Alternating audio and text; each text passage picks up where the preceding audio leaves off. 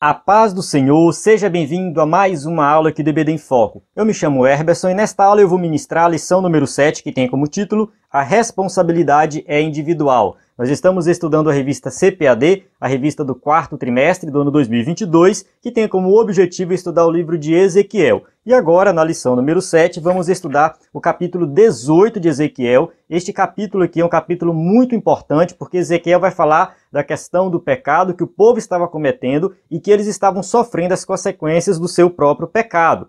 Naquela época, já tinha um pensamento de que as pessoas pagavam pelo pecado dos pais. Isso é chamado de maldição hereditária nos dias de hoje. Observe que a palavra maldição hereditária não existia naquela época, não era usado naquela época. O conceito, sim. Esse conceito já existia naquela época e este conceito existe também nos dias de hoje. No entanto, é uma heresia, é uma interpretação equivocada das Escrituras. Muitos que se dizem teólogos por aí falam da maldição hereditária como se fosse algo bíblico, distorcendo as Escrituras. Eu dei uma pesquisada na internet e rapidinho eu já encontrei várias heresias sobre maldição hereditária. Eu joguei lá assim, maldição hereditária, dei uma olhada para ver o que aparecia. Assisti alguns vídeos, vi lá várias heresias. Depois eu coloquei maldição hereditária Igreja Universal. Eu ia mostrar aqui no vídeo, mas infelizmente eu não coloquei aqui o computador. Enfim, depois você pode fazer essa busca no Google, vai aparecer logo no topo uma página da Igreja Universal em que eles vão falando lá sobre a questão da maldição hereditária, dizendo que uma pessoa pode, sofrer as consequências do pecado lá do seu pai, do seu avô, e aí tem que ir para a Universal, passar por uma sessão do descarrego para quebrar a maldição hereditária. Observe que eles fazem isso usando, entre aspas, as Escrituras, distorcendo os versículos, pegando o versículo pela metade, fora de contexto, para defender algo que não é bíblico, e não está nas Escrituras, que serve somente para eles usarem de marketing para atrair pessoas para a igreja. A gente sabe que isso se tornou empresa nos dias de hoje. Tá? Se tornou empresa, muitas dessas igrejas são grandes empresas, então eles usam essas heresias para atrair as pessoas usando os conceitos da teologia da prosperidade, que é uma falsa teologia também. Então, assim, está tudo interligado. Se você assistir algum vídeo da Universal sobre maldição hereditária, sessão de descarrego, você vai ver que eles têm uma listinha de coisas lá que as pessoas dizem sentir. Se você sente depressão, se ouve vozes, tem insônia, tem isso, tem aquilo, você está sofrendo com a maldição hereditária. Então você precisa passar por uma sessão de descarrego. E os vídeos que tem lá dessa sessão, expulsão de demônios, são vídeos, se você olhar assim, são muito bem elaborados. Uma apresentação teatral chega a ser até de alto nível. A gente percebe assim que parece que os atores lá, porque aquilo só pode ser uma encenação, não tem como ser algo verdadeiro. Pelo menos o que eu assisti só pode ser uma encenação. Depois, se alguém quiser ver o link do vídeo que eu assisti especificamente, pode me mandar uma mensagem no WhatsApp, na descrição do vídeo tem. Você vai observar que é algo assim que a câmera foca nele, depois volta, aí ele vai, ora lá para expulsar o demônio. Na verdade, expulsar não, né? Fica entrevistando a pessoa que está endemoniada, aí ele para, olha para a câmera, faz uma explicação, volta para o demônio. Irmãos, uma encenação pura. Então tudo isso não passa de heresia. E muitos crentes da Assembleia de Deus estão acreditando nessas heresias. A Assembleia de Deus, a gente tem que ter muito cuidado, porque nós somos pentecostais, acreditamos no sobrenatural, acreditamos sim que o demônio pode se manifestar, acreditamos na influência maligna, só que a nossa teologia é bíblica. Nós defendemos a ideia de que maldição hereditária não existe. Primeira coisa, maldição hereditária não existe. Segunda coisa, quem está em Cristo é nova criatura e não está em hipótese alguma sob o domínio de Satanás. Outra coisa, já um crente verdadeiro não pode ficar possesso. Não existe essa de que um crente verdadeiro fique possesso. Nós já estudamos isso numa revista antiga, se eu não me engano foi o primeiro trimestre de 2019, mas assim, não lembro se foi exatamente este trimestre. Mas assim, você pode dar uma pesquisada aí, nós temos vídeos sobre este tema. Inclusive vou deixar na descrição aqui para você assistir. Então assim, nós temos um entendimento do mundo espiritual muito diferente dessas igrejas neopentecostais. é baseado nas Escrituras. A gente precisa ter esse entendimento profundo, certo? Então, fazendo aqui essa introdução, só para você entender o perigo, né, dessas heresias, desses falsos ensinos, e a importância de nós estudarmos isso dentro das Escrituras. Inclusive, se você é professor de EBD, vai ministrar essa aula, você pode até começar a sua aula apresentando para a sua classe alguma reportagem sobre alguma questão de cessão de descarrego, maldição hereditária, só para chamar a atenção dos seus alunos, algum vídeo, para a partir dali você despertar a curiosidade dos seus alunos para estudar o tema. Porque Ezequiel está falando dessa questão. É claro que dentro da lição a gente fala de vários outros temas aqui, entra muito a questão soteriológica, que é a doutrina da salvação. E nós vamos falar aqui também da possibilidade do crente perder a salvação. A gente entra numa polêmica aí entre calvinismo e arminianismo. Vamos debater sobre isso nessa lição. Então, este vídeo é o vídeo de destaque da lição, em que eu vou fazer uma exposição de Ezequiel 18. É muito importante nós entendermos Ezequiel 18 na íntegra. A lição, ela não explica todo o capítulo 18, até mesmo por questão de espaço, não tem como, né, discutir tudo, que debater tudo que está no capítulo 18. Então, são poucos versículos explicados aqui na lição, mas eu vou fazer o possível para explicar o capítulo inteiro e destacar essa questão da maldição hereditária, que está em toda a lição, né, mas principalmente aqui no tópico 1, e também sobre a questão que está no tópico 2.3, que fala assim: é possível sim o salvo perder a salvação temporariamente ou definitivamente. Eu vou destacar esses temas aqui nesta aula. Bem, vamos lá. Capítulo 18 de Ezequiel. Antes de começar, vou só falar aqui da camisa do EBD em Foco. Sempre que eu gravo vídeo com essa camisa, o pessoal pergunta: tem para vender e tal? Agora nós temos a camisa para vender. Eu fiz algumas camisas, levei para o evento da CPAD, participei do 10º Congresso Nacional de Escola Dominical que aconteceu em Fortaleza. Inclusive tem alguns vídeos no canal falando sobre esse congresso. Fiz o resumo de algumas palestras. Levei a camisa lá para algumas pessoas e ainda tem mais camisas. Quem quiser adquirir essa camisa pode entrar em contato conosco pelo WhatsApp. Eu quero, assim, pegar o número de pessoas que querem a camisa para fazer uma entrega só, para ir no correio somente uma vez e enviar as camisas pelo correio. A parte de trás tem um versículo, né? Se é para ensinar que haja dedicação no ensino, é um versículo de Romanos. Você vai ter essa parte aqui na frente e esse versículo atrás. Tá? Quem tiver interesse na camisa do EBD em Foco, é só entrar em contato conosco. Bem, vamos lá. O capítulo 18 de Ezequiel, ele pode ser dividido assim em 3 partes. A primeira parte, ele começa assim, ó: aquele que pecar morrerá. Estou lendo da NVI. Aquele que pecar morrerá. Ou a alma que pecar, essa morrerá. A alma aqui está falando no sentido de pessoa. Ele já começa dizendo o que ele vai tratar em todo o capítulo. Ezequiel, ele faz uma pergunta: o que vocês querem dizer quando citam este provérbio sobre Israel? Os pais comem uvas verdes e os dentes dos filhos embotam? Uma pergunta, um questionamento. O que vocês estão querendo dizer com isso? Uma pergunta retórica que o próprio Ezequiel já sabe a resposta, o povo também sabe a resposta. E Deus proíbe eles de falarem, de citarem este provérbio em Israel.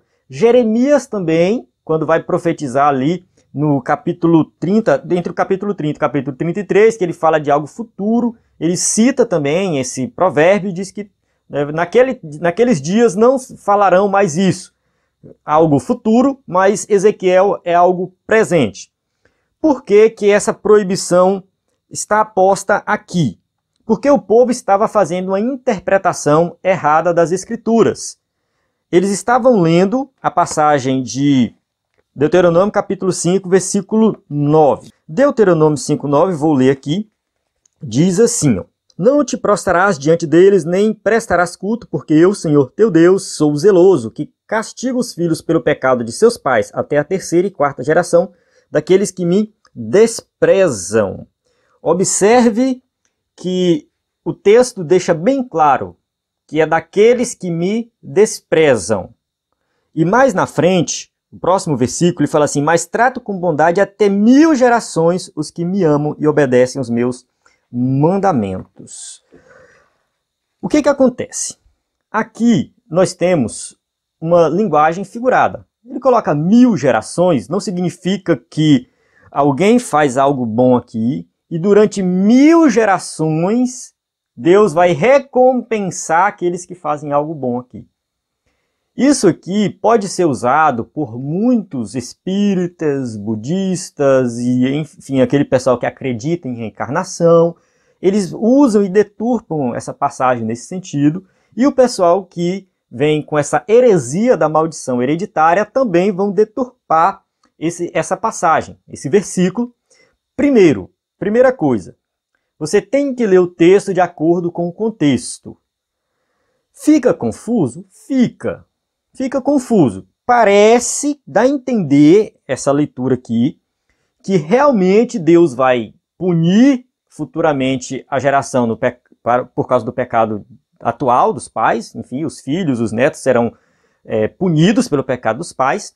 E parece que Deus vai recompensar realmente a fidelidade de alguém hoje, né, para os seus filhos e netos. Parece. O texto não deixa bem claro. Vamos ser sinceros, o texto não deixa bem claro. Mas nós temos que ler o texto de acordo com o contexto. Quando nós vamos para Deuteronômio 24:16, o que está escrito? Os pais não serão mortos em lugar dos filhos, nem os filhos em lugar dos pais, cada um morrerá pelo seu próprio pecado. Então, dentro do livro de Deuteronômio, nós já temos uma informação extra, que já deixa bem claro que cada um vai pagar pelo seu pecado. O pai paga pelo seu pecado e o filho paga pelo seu pecado. A pessoa tem que ler o contexto, não pode ficar só naquele versículo isolado. Aí quando a gente volta para Deuteronômio 5:9, voltando para lá, a gente observa que no final ele fala assim, ó, daqueles que me desprezam. E no outro versículo, os que me amam e obedecem os meus mandamentos. É condicional. É condicional. Eu vou abençoar os que me amam e obedecem os meus mandamentos. Então, de geração em geração, eles têm que obedecer a Deus para serem recompensados. Então, cada geração é responsável pela sua obediência. E cada geração é responsável pelo seu pecado. Olhando o texto de acordo com o contexto, não existe bênção hereditária e nem maldição hereditária. Ah, mas eu ainda não estou convencido. Por isso que a gente vai lá para Ezequiel 18. O povo de Israel também estava confuso, interpretando errado. E quando a gente vai para Ezequiel, não tem dúvidas. O capítulo mais claro, mais objetivo, mais fácil de entender de Ezequiel é o capítulo 18. E esse pessoal que está pregando maldição hereditária por aí, eu acho que eles não leram a Bíblia. Só pode que não entenderam, enfim, não leram. Ou estão agindo de má fé, né? Leram, mas querem fazer um marketing para a igreja, atrair pessoas, e aí fazem essa interpretação totalmente errada. Versículo 4, 18:4. Pois todos me pertencem, tanto o pai como o filho me pertencem. Aquele que pecar é que morrerá. Ele faz uma suposição a partir do versículo 5. Aqui a gente entra numa segunda parte do capítulo 18. Supunha que haja um justo que faz o que é certo e direito. Ele não come nos santuários que há nos montes, que eram oferecidos a ídolos. Nem olha para os ídolos da nação de Israel. Ele não contamina a mulher do próximo, nem se deita com uma mulher durante os dias da sua menstruação. Ele não oprime ninguém, antes devolve o que tomou como garantia no empréstimo. Não comete roubos, antes dá a sua comida aos famintos e fornece roupas para os despidos.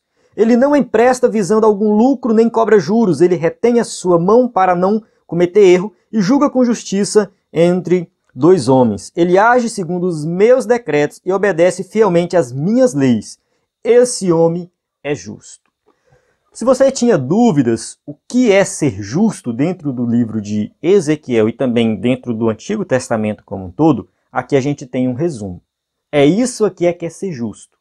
É seguir os mandamentos do Senhor, mas não é aquela lei, Não. É aplicar a lei no cotidiano, no dia a dia. Olha, não cobice a mulher do próximo, não adore outros ídolos. É a aplicação da lei, isso tudo está lá, nos 10 mandamentos e outras leis. Não se deite com mulher no dia da sua menstruação, não oprima ninguém. Não tem lá nos 10 mandamentos uma lei assim, não oprimirás. Não tem. Mas isso está implícito dentro da lei de Deus, está claro dentro de outras passagens que Deus fala da lei. Então não oprime o próximo, ele julga corretamente entre dois homens. Enfim, ele tem uma atitude prática no dia a dia que caracteriza ele como alguém que é justo. Essa pessoa vai viver por meio disso. Esse homem é justo, com certeza ele viverá. Com certeza ele vai ter vida em Deus, ele vai ter vida eterna. Esse é o comportamento do justo. Quem faz isso é justo e vive. Ele começa uma nova suposição no versículo 10. Suponha que ele tenha um filho violento, que derrama sangue ou faz qualquer dessas outras coisas, embora o pai não tenha feito nenhuma delas. Observe o seguinte: suponha que tem um homem que faz tudo certinho. E agora suponha que esse homem que faz tudo certinho tem um filho. E esse filho, ele é desobediente. Embora o pai não tenha feito nenhuma delas, ele, no caso o filho, come nos santuários que há nos montes, contamina a mulher do próximo, faz tudo ao contrário. Tudo ao contrário. Ele vai descrevendo aqui tudo ao contrário. Deverá viver um homem desses? É a pergunta que Ezequiel faz. Não! Por todas essas práticas detestáveis, com certeza será morto, e ele será responsável por sua própria morte. O pai foi justo, o filho foi injusto, e esse filho vai pagar pelo seu pecado. Mas suponha agora, ele começa de novo, versículo 14. Mas suponha que esse filho tenha ele mesmo um filho que vê todos os pecados que seu pai comete e, embora os veja, não os comete. Observe agora que já é o neto. Tem o pai, que é justo, tem o filho, que é pecador, e agora tem o neto, que é justo. Ele observa o seu pai cometendo vários pecados, mas ele não comete. Aí ele repete tudo aquilo. Ele não come nos santuários que há nos montes, nem olha para os ídolos da nação de Israel, não contamina a mulher do próximo. Ele tem todo um comportamento de alguém que é justo. Versículo 17 termina assim: ele não morrerá por causa da iniquidade do seu pai, certamente viverá. Então ele vai viver de acordo com o seu comportamento, não com o comportamento errado do seu pai. Me diga uma coisa, tem como ser mais claro do que isso? Tem como ser mais objetivo do que isso? Não tem. É por isso que eu digo que esse pessoal que defende essas heresias, ou eles não leram a Bíblia, ou eles leram e estão agindo de má fé. Porque mais claro do que isso aqui, não tem como. E Ezequiel, após dar esse exemplo muito claro, ele começa a fazer uma exposição teológica do tema, que entra nos versículos que são explicados aqui na lição, a partir do versículo 20. Aquele que pecar é que morrerá. Ele repete o que está lá no comecinho. O filho não leva a culpa do pai, nem o pai levará a culpa do filho. A justiça do justo lhe será acreditada e a impiedade do ímpio será cobrada. Cada um vai pagar pelo seu pecado. Não existe maldição hereditária. Algumas pessoas podem falar assim: ah, mas eu conheço uma família que o avô teve problema com bebida, o filho teve problema com bebida, o neto teve problema com bebida. Existe uma maldição hereditária aí? Essa família tem problema com bebida? Não, é questão de criação. Eles estão no mesmo meio, um está aprendendo com o outro. Não tem um demônio da bebida. É claro que estão sob o domínio de Satanás. Quando a gente vai para Efésios capítulo 2, vou até ler aqui Efésios, que é muito importante a gente ter esse entendimento. Efésios capítulo 2, versículo 1. Eu vou ler aqui uns 3 versículos. Vocês estavam mortos em suas transgressões e pecados, nos quais costumavam viver, quando seguiam a presente ordem desse mundo e o príncipe do poder do ar, o espírito que agora está atuando nos que vivem na desobediência. Quem está no mundo segue a ordem do presente mundo e a ordem do príncipe do poder do ar, que atua na desobediência. Ou seja, todos os ímpios estão sob o domínio de Satanás. Não faz sentido você dizer especificamente, porque fulano de tal tem um demônio que leva ele a fazer isso, mas fulano de tal não tem. Não, todos estão sob o domínio de Satanás. Eu não gosto muito de entrar em detalhes dessa questão de fulano está endemoniado, fulano está não. Não, não, não. Não precisa ficar diferenciando quem está endemoniado e quem não está endemoniado. Todos os ímpios estão sob o domínio de Satanás, de acordo com Efésios capítulo 2, versículo 1, 2 e 3. João diz que o mundo jaz no maligno. De acordo com Colossenses 1,13, nós saímos do reino das trevas e fomos transportados para o reino do Filho. Vivemos num reino diferente. Quem vive no mundo está sob o domínio do mundo, o domínio de Satanás. Amém? Entendeu até aí, certo? Voltando para a questão da maldição hereditária, observe que é questão de criação, das pessoas repetirem os pecados. Não tem nada a ver com maldição hereditária.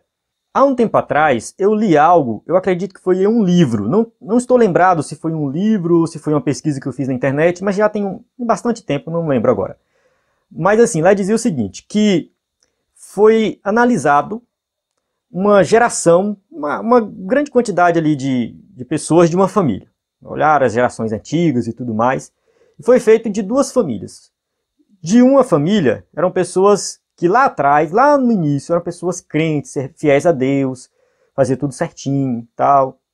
Então aquelas famílias antigas tinham muitos filhos, né? Então, sei lá, tiveram 12 filhos, cada filho teve mais 12 filhos. Então a família cresceu bastante, a família muito grande, foi analisado cada pessoa dessa família. A família analisou os dias atuais dessa família. Nos dias atuais dessa família, tinha senadores, deputados, pessoas muito importantes, empresários, enfim, quase todo mundo muito bem de vida, uma família bem estruturada. Ou seja, alguém lá no passado, que era fiel a Deus, teve vários filhos e hoje eles são uma família muito grande, muito bem estruturada.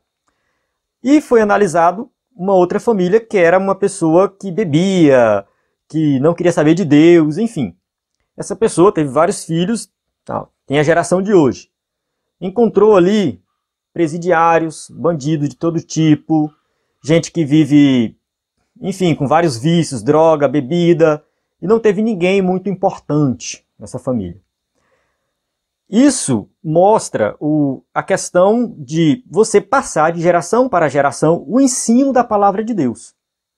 De o filho aprender com o pai como se deve comportar e aí passar de geração em geração. O resultado são bênçãos, como está lá na lei. Aquelas bênçãos se cumprem. É claro que a aplicação da lei do Antigo Testamento nos dias de hoje é algo meio polêmico, mas eu não vou entrar nessa questão. Tem uma promessa ali, que Deus vai honrar até 1000 gerações aqueles que lhe obedecerem. Mas isso é por quê? Porque a lei é passada, é ensinada. Não é uma bênção hereditária. Da mesma forma, a outra família só tem coisa ruim. Por quê? Porque o ensinamento foi errado. Eles permaneceram na desobediência.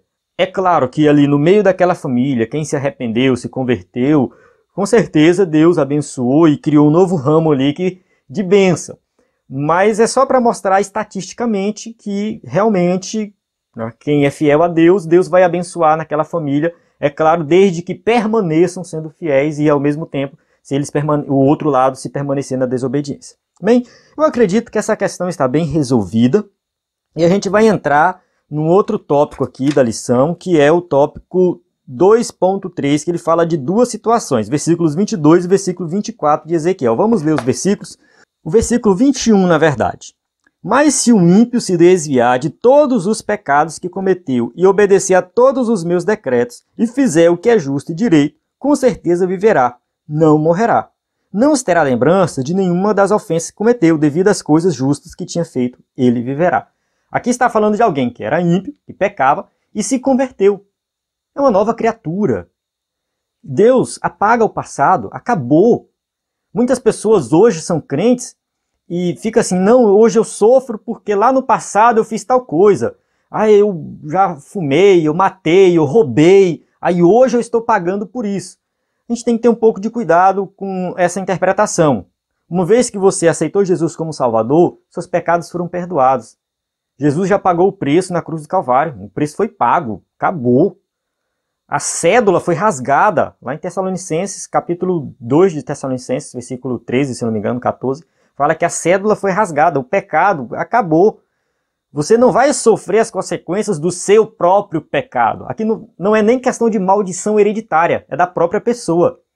Você pecou no passado, se arrependeu, vive uma vida justa, está bem claro, não se terá lembrança de nenhuma das ofensas que cometeu. Isso aqui é Antigo Testamento, mas o Novo Testamento confirma isso aqui. O Novo Testamento diz que nós somos nova criatura em Cristo Jesus. Pronto, acabou. Não fique preocupado com sua vida do passado, o que você fez no passado. Esquece, morreu, apagou. Não é que Deus passou um pano, não. É que Jesus pagou o preço foi pago e está tudo ok. Continuando, ele fala assim, teria algum prazer na morte do ímpio? Não, Deus não tem prazer na morte do ímpio. Ele quer que o ímpio se arrependa. Está bem claro, palavra do soberano Senhor. Ao contrário, acaso não me agrada vê-lo desviar-se dos seus caminhos e viver? Deus quer que todos se salvem. Esse é o desejo de Deus.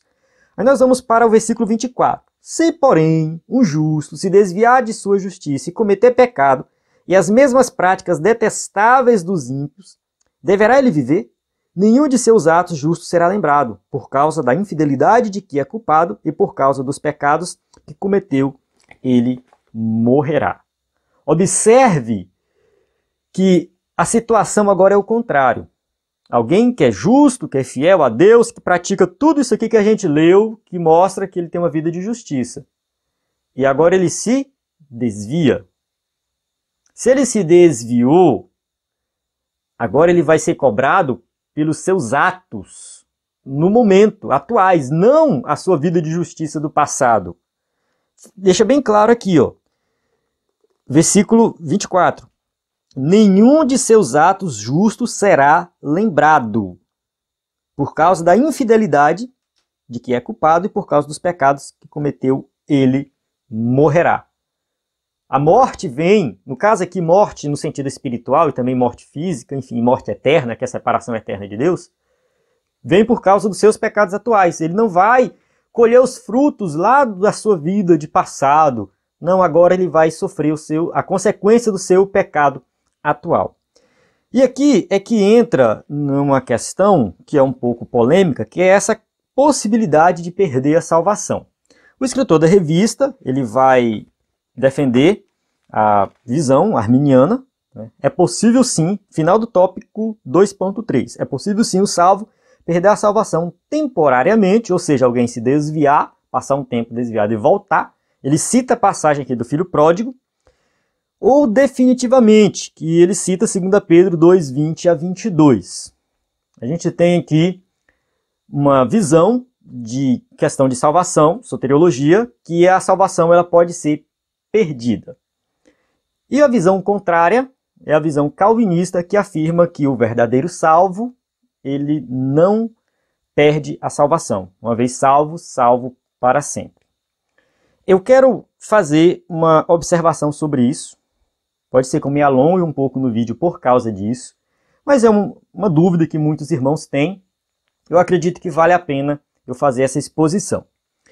Eu vou fazer aqui uma exposição do capítulo 4 de 1 Timóteo, versículo 1 até o versículo 5.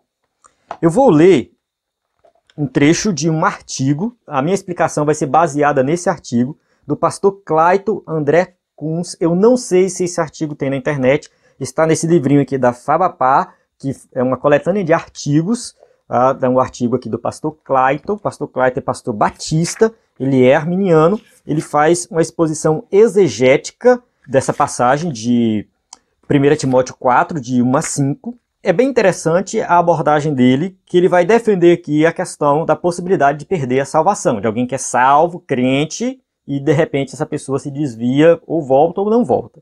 Versículo 1. Mas o Espírito explicitamente diz que nos últimos tempos alguns se apostatarão da fé, seguindo espíritos enganadores e ensinos de demônios. O termo que ele usa, de apostatarão da fé, apostasia, é um termo muito usado dentro dessa carta aqui de Timóteo.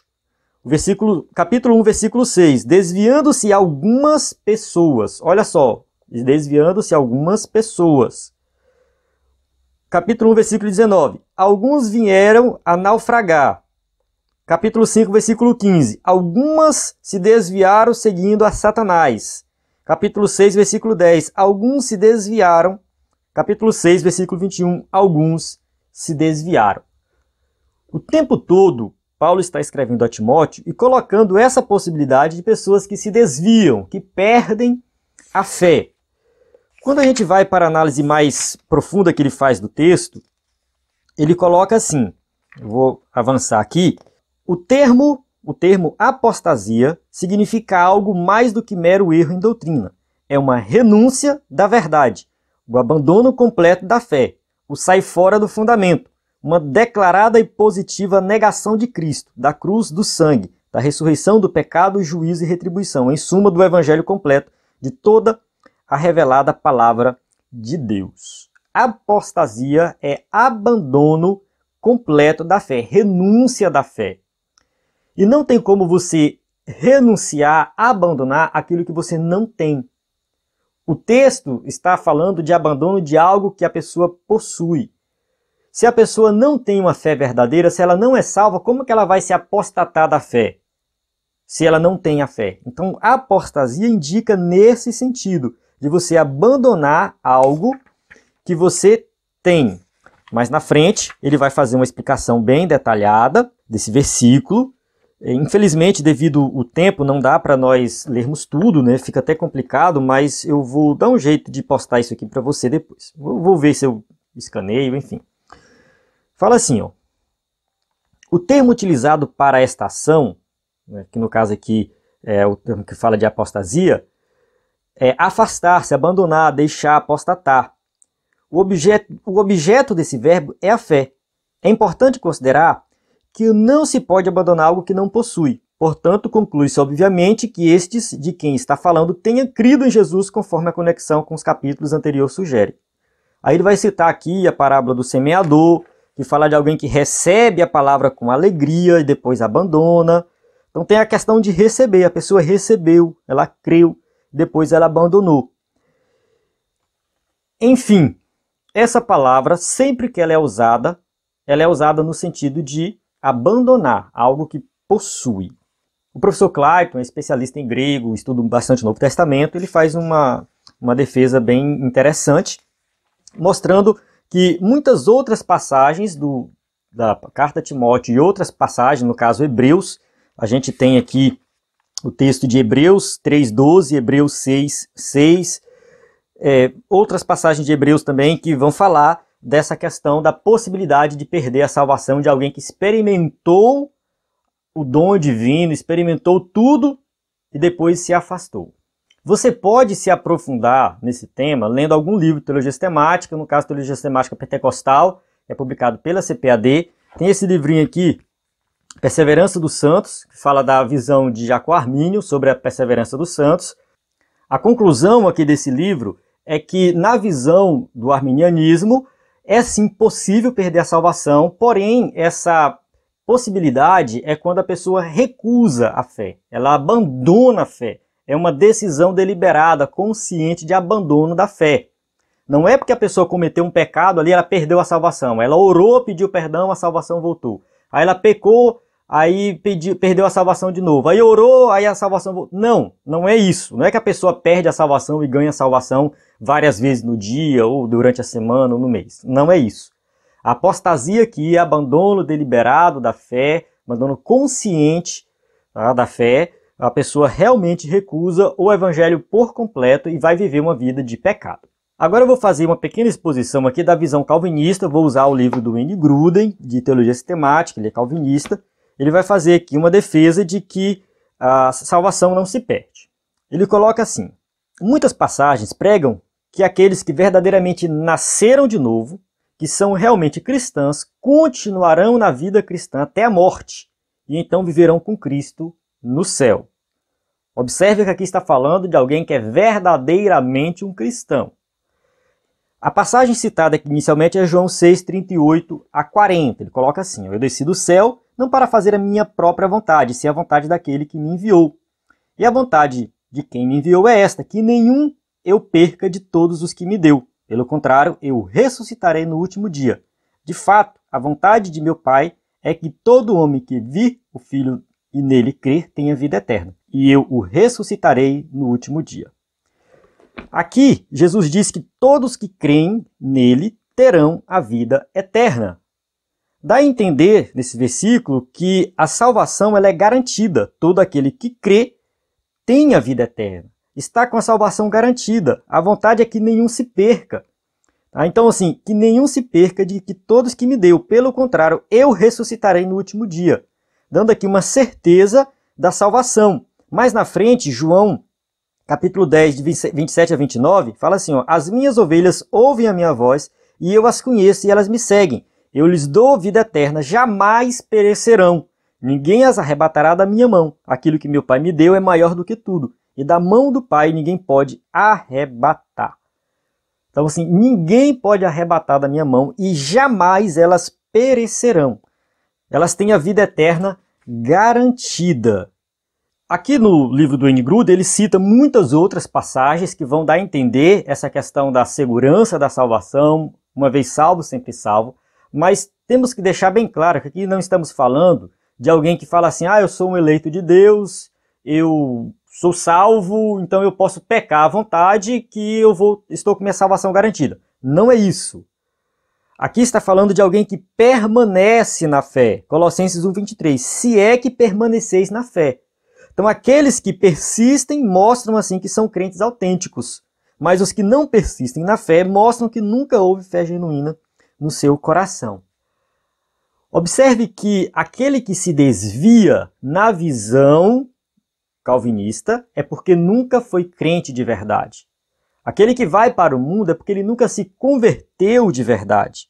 Tem uma passagem de João que explica isso com detalhe. 1 João 2,19. Eles saíram de nosso meio, entretanto não eram dos nossos, porque se tivessem sido dos nossos, teriam permanecido conosco. Todavia, eles se foram para que ficasse manifesto que nenhum deles é dos nossos. João está falando aqui de pessoas que se desviaram.